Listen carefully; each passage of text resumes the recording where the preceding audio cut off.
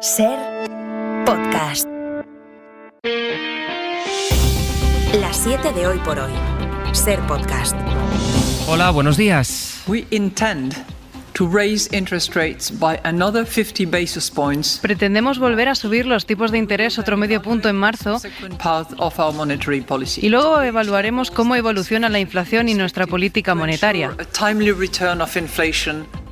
Dicen que el que avisa no es traidor y la presidenta del Banco Central Europeo pone a la zona euro bajo aviso. Acaba de subir los tipos de interés para dejarlos en el 3% y en un mes volverán a subir medio punto más. Y ahora la pregunta es, ¿qué va a pasar después de marzo? No hemos alcanzado el objetivo todavía. No.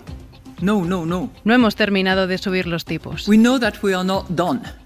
No, 3 veces. De momento la respuesta es ya veremos. A partir de marzo se verá a qué ritmo pues siguen subiendo los tipos y cuánto, lo que impacta directamente en nuestras hipotecas. Yelena Ayala, buenos días. Hola Sastre, buenos días. Este es el 5º incremento consecutivo de tipos que hace el Banco Central Europeo, en consonancia con lo que hizo también ayer el Banco de Inglaterra y lo que ha hecho esta misma semana la Reserva Federal de los Estados Unidos. Esa subida del precio del dinero está empujando al alza, de hecho, a registros históricos los beneficios de algunos bancos. Esta semana el BBVA, el Santander han presentado las ganancias más altas de su historia y se acaba de conocer ahora mismo los datos de otro banco, CaixaBank, que gana, pero casi un 40% menos que en 2021. Hay una explicación para eso. Jordi Fábrega, buenos días. Buenos días, sí, son 3.145 millones de euros los beneficios de CaixaBank en 2022, según acaba de anunciar el banco. Como dices, es un 40% menos por el impacto contable que obtuvo el año anterior gracias a la absorción de Bankia. Sin tener en cuenta ese efecto extraordinario y solo contable de la fusión, el beneficio de CaixaBank crece un 30%, con un aumento del 15% del margen de intereses y de casi el 10% en comisiones. El banco ha anunciado que con estos beneficios aumenta su dividendo y que repartirá algo más de la mitad de sus ganancias entre los accionistas. A las 8 lo ampliamos, Jordi. Hasta luego. Hasta luego. Hablaremos también en el abierto de hipotecas. Le preguntaremos a Javier Ruiz en qué se traduce en la práctica el tope a las hipotecas que propone Unidas Podemos. Los morados plantean 2 opciones: congelar directamente las cuotas o, la otra opción, fijar un tope al Euribor durante un año. Ione Belarra. Como imagino que no se puede decir que esos beneficios milmillonarios son capitalismo despiadado, pues voy a decir que son absolutamente impúdicos. Que el Gobierno actúe lo antes posible con ese tope a las hipotecas que venimos pidiendo desde septiembre es ya una urgencia y además cuanto más tardemos, peor. El Partido Socialista no comparte esta propuesta que lleva meses planteando su socio de gobierno y así respondía también Ana Botín, la presidenta del Banco Santander. Lo que uno puede no es llegar a acuerdos o poner condiciones que expulsen del mercado hipotecario a los más vulnerables. Las hipotecas en España son de las más competitivas, son 60 puntos básicos por debajo de la tasa libre de riesgo. Todavía de lo económico, en este caso de los derechos laborales, esta información: la justicia ha determinado que los más de 2.000 repartidores de Amazon que usaban su coche propio para hacer los repartos también eran falsos autónomos. La empresa tendrá que pagar ahora sus cotizaciones, Elsa Llorente. Es una sentencia del Juzgado de lo Social número 14 de Madrid a la que ha tenido acceso la SER. Declara que 2.166 repartidores que trabajaban para Amazon Flex como falsos autónomos tenían en realidad relación laboral. Condena a la empresa a reconocer esa relación y a pagar las cotizaciones que no ha abonado a la Seguridad Social, más un recargo. Tras una denuncia del sindicato UGT, la Inspección de Trabajo demandó a la empresa de reparto, que finalmente ha sido condenada. Fuentes de Amazon alegan que respetan la resolución judicial, pero no están de acuerdo y van a recurrir esta sentencia, y añaden que Amazon Flex no opera en España desde abril de 2021. Entre la crónica nacional y la internacional está la cumbre entre España y Marruecos, que acabó ayer con resultados concretos, con pocos resultados concretos, más allá de ese compromiso de que ninguno de los dos va a decir cosas que ofendan a la otra parte. Aunque la gran imagen internacional del día va a estar hoy en Kiev. We are making Putin pay for his atrocious war. Ursula von der Leyen, la presidenta de la Comisión Europea, que ha dejado este mensaje al llegar a Ucrania: haremos, decía, que Putin pague por su guerra atroz. Hoy Ursula von der Leyen sigue en Kiev junto a los comisarios europeos y también el presidente del Consejo, Charles Michel, para celebrar allí una reunión de alto nivel con el gobierno ucraniano. Pues así empieza el día. Hoy emitiremos este Hoy por Hoy desde Irún. Desde allí les saluda Ángels a partir de las 8, en menos pues de una hora. Es viernes, es día 3 de febrero. Y a poco más de 20 días para que se cumpla un año de la invasión rusa a Ucrania, la Unión Europea ya está trabajando en su 10º paquete de sanciones a Rusia. Ese fue uno de los anuncios, de hecho, que hizo ayer también la presidenta de la Comisión Europea justo al llegar a Kiev. Hoy se espera que en la cumbre con Zelensky se siga hablando de economía porque Bruselas está trabajando en ampliar la cooperación económica con Ucrania como una alternativa a la entrada de ese país en la Unión. Ese es un proceso que sigue adelante, pero que no será inmediato. Corresponsal comunitaria Griselda Pastor, buenos días. Buenos días. El paquete de nuevas sanciones que anuncia von der Leyen debería incluir el precio del diésel y la revisión del tope para el crudo que Polonia y los bálticos intentan rebajar. Un tema que hasta hoy divide a los gobiernos, a quienes Zelensky dirige así sus críticas. Es tarea común evitar que Rusia eluda las sanciones, pero las de la Unión están reduciendo su velocidad, dándole margen, asegura el presidente de Ucrania, cuyos ministros ayer han estado reunidos con 15 comisarios como previa a la reunión institucional que se celebra hoy, mientras en Bruselas los 27 representantes permanentes intentan resolver sus problemas internos. Zelensky sigue pidiendo a todo esto más armamento ofensivo y hoy será un día clave, de hecho, para determinar cómo se va a organizar el envío de tanques. Hay 2 reuniones telemáticas convocadas para este viernes. Una la ha pedido Alemania, la otra Polonia y Ucrania. Van a participar casi todos los países aliados, también España. Ya iban a hablar de esos flecos que dicen que quedan para empezar a enviar los tanques Leopard. Javier Bañuelos, buenos días. Buenos días. Sí, la de hoy no será una simple reunión técnica, como dijo en su momento la ministra de Defensa, ante su ausencia en la cumbre de Ramstein en Alemania. La de hoy será una doble reunión de coordinación de primer nivel, la primera convocada por Alemania y la segunda a petición de Ucrania y Polonia. Con asistencia prácticamente de todos los países, de Estados Unidos, de Inglaterra, de Francia, etcétera, en la que veremos si coordinaremos pues todo lo relativo a la envío de estos carros. Defensa mantiene su silencio sobre la participación de España en este envío de carros de combate. Margarita Robles justifica esa discreción en la importancia de no dar ninguna pista a Putin. Y obviamente nosotros no vamos a dar ningún tipo de información que pueda servir a Putin, que está haciendo lo que está haciendo en Ucrania. En todo caso, fuentes militares confirman a la SER que en Sevilla la empresa Santa Bárbara trabaja ya en la puesta a punto de 5 carros de combate Leopard que han llegado recientemente desde Zaragoza y que serán las primeras unidades que se enviarán a Ucrania. Las 7:07. Hoy por hoy, con José Luis Sastre. Consolidamos esta nueva etapa de nuestra relación, alimentamos algo muy importante y es un clima de confianza mutua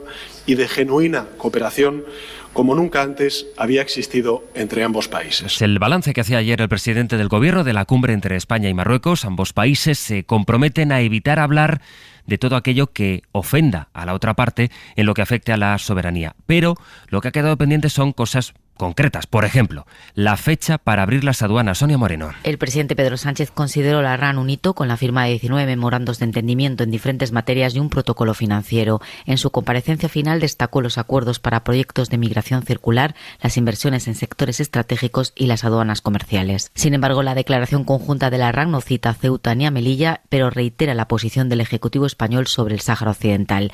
De los 74 puntos que contiene, solo el 42 hace mención a la circulación de personas y mercancías, pero omite los términos frontera y aduana. Tampoco conocemos el calendario de esa apertura. En el Gobierno se excusan en temas de seguridad. Desde el Partido Popular, desde Génova 13, Elías Bendodo hacía esta valoración de la cumbre. Hemos podido comprobar cómo Sánchez ha dado la medida de su peso pluma internacional en la cumbre con Marruecos. La mitad de su propio gobierno le da plantón y el rey Mohamed VI lo despacha por teléfono. Es difícil hacer más el ridículo. La relación con Marruecos y el cambio de postura del PSOE sobre la soberanía del Sáhara Occidental es una de las discrepancias que enfrenta a los socios de gobierno de coalición, sobre todo a raíz de esta cumbre, pero también siguen enredados con la reforma de la ley del solo sí es sí. Sí, a esta hora siguen negociando Podemos y el PSOE para retocar la norma. De momento no hay acuerdo. Según Podemos, siguen hablando sobre el consentimiento. Los socialistas querían presentar hoy su propuesta, aunque fuese sin sus socios de coalición, pero ahora están dispuestos a esperar un poco más para poder cerrar una única propuesta de todo el Gobierno. Coincidimos en que hay que preservar el consentimiento, evidentemente, que es el motor de la ley. El PSOE está sometido a muchísima presión, una presión que ha desplegado el Partido Popular, ayudado de sus brazos mediáticos y judiciales, para atacar el corazón de la ley solo sí es sí, que es el consentimiento. En Cataluña, Después de sellar un acuerdo de presupuestos con los socialistas, Esquerra quiere pisar el acelerador, dicen, para convalidar las cuentas lo antes posible. De hecho, el Parlamento ya está trabajando para hacerlo en tiempo récord, en menos de 40 días. El Govern tiene ya los apoyos que necesita para aprobar las cuentas públicas, pero el presidente Pere Aragonès insiste en sumar a Junts al acuerdo en la medida de lo posible. Radio Barcelona, Sergi López, buen día. Hola, buen día. Si se cumplen los planes previstos por el Govern, los presupuestos estarán aprobados durante la primera semana de marzo. Pere Aragonès decía ayer que le gustaría tener el apoyo también de Junts, pero por lo que comentaba el secretario general de esta formación, Jordi Turull, en Catalunya Radio, eso no va a ser así. Si son tal como están, evidentemente, porque nosotros... Si los presupuestos quedan tal como están, evidentemente votaremos en contra, porque de las propuestas que presentamos en estas cuentas no se nos han aceptado. Pere Aragonès reiteró ayer que el pacto de presupuestos con el PSC es puntual y en su entorno reconocen que ha sido un milagro poder cerrar las cuentas con solo 33 diputados en el Parlamento.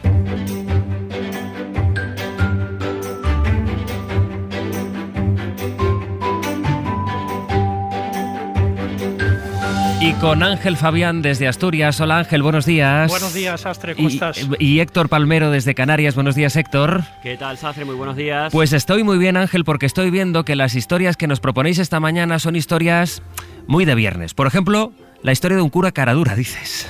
Bueno, la verdad es que los vecinos así lo califican más o menos porque no aceptan otra cosa que la dimisión. El caso es que el párroco de Prubia muy formal no es. Llega tarde a misas, funerales, bautizos, entierros o no aparece directamente. Colmó la paciencia del vecindario en un entierro al que no acudió. Tras hora y media de espera con el cadáver delante de la iglesia en una tarde de intensa lluvia y viento, tuvo que encargarse de acabar el entierro el párroco de una localidad vecina, llamado de urgencia. La queja llegó al arzobispado, pero nada, sus superiores aceptaron las disculpas del cura, que dijo que había tenido un pinchazo en el coche y que tenía la batería del móvil agotada, vamos, lo normal. Pero el vecindario, lejos de aquietarse, pues ha acudido a la última misa con pancartas, mostrando su vivo rechazo al párroco y pidiendo su dimisión. ¿Y adivina qué hizo el cura? A ver. Pues no acudió a la misa. Allí se quedaron los feligreses con pancartas pero sin cura. Otro pinchazo también, qué casualidad, pinchazo, ¿no? Sí. Bueno. En fin, hora y media esperando que llegara el cura para el entierro. Y luego, hablando de historias surrealistas, un robo, Héctor, en Tenerife.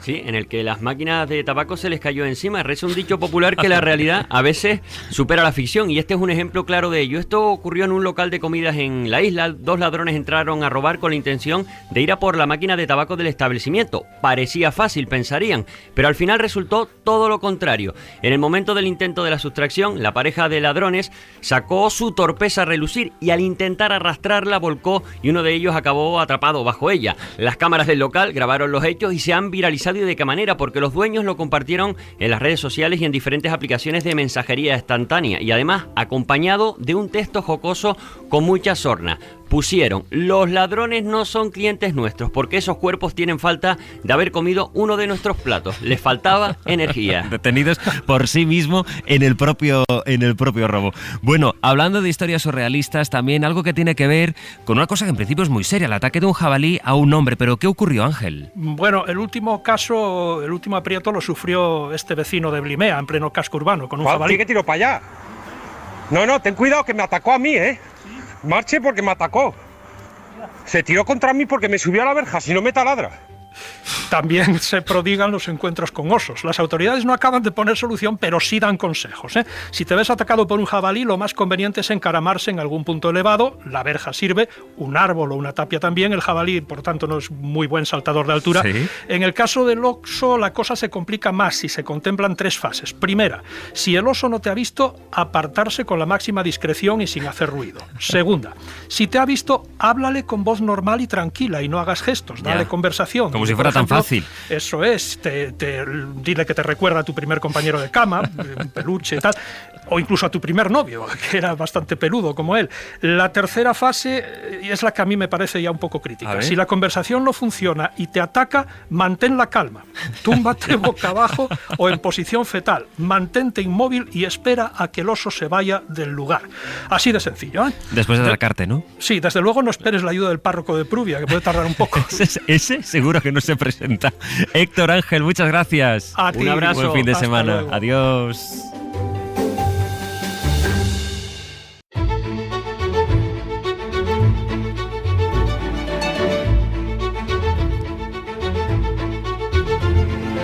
Saben que hoy vamos a emitir este Hoy por Hoy desde Irún. Eso será a partir de las 8 con Ángels y el equipo que se ha desplazado hasta allí. De momento nos vamos a quedar, como siempre hasta ahora, con las recomendaciones culturales. Y los viernes, la costumbre que tenemos en Hoy por Hoy es recomendarles las películas que se estrenan este fin de semana en la cartelera, con Pepa Blanes. El director del Sexto Sentido, Night Shyamalan, vuelve con Llaman a la puerta, un thriller de terror y supervivencia con una familia a punto de vivir el apocalipsis. Debéis entender que nosotros no podemos elegir quién tiene que ser sacrificado. Y tampoco podemos actuar por vosotros. Y no podéis suicidaros. Se estrena también una de las favoritas a los premios Oscar, Almas en pena de Inisherin, comedia negra, violenta de Martin McDonagh sobre dos amigos que dejan de hablarse, Colin Farrell y Brendan Gleeson. Te pido que dejes de comportarte como un crío enfurruñado. Es que no me has dicho nada, ni tampoco me has hecho nada. Eso me parecía a mí. Es que ya no me caes bien. Y Guillaume Canet revive Asterix y Obelix, pero también hay cine francés intimista como Los hijos de otros, una película de Rebecca Zolotowski con Virginie Efira, una historia sobre maternidades disidentes. Bonjour. Oui, vous êtes déjà rencontrés, je crois. Oui, au judo. En fait, j'étais passée pour régler un truc de courrier. Y del cine español vuelve Carlos Saura, el Goya de Honor de este año, estrena documental Las paredes hablan, donde reflexiona sobre una de sus pasiones, la pintura y el arte, y la evolución desde Atapuerca hasta el graffiti. Para no perderte ningún episodio, síguenos en la aplicación o la web de la SER, Podium Podcast o tu plataforma de audio favorita. Cadena SER. La radio.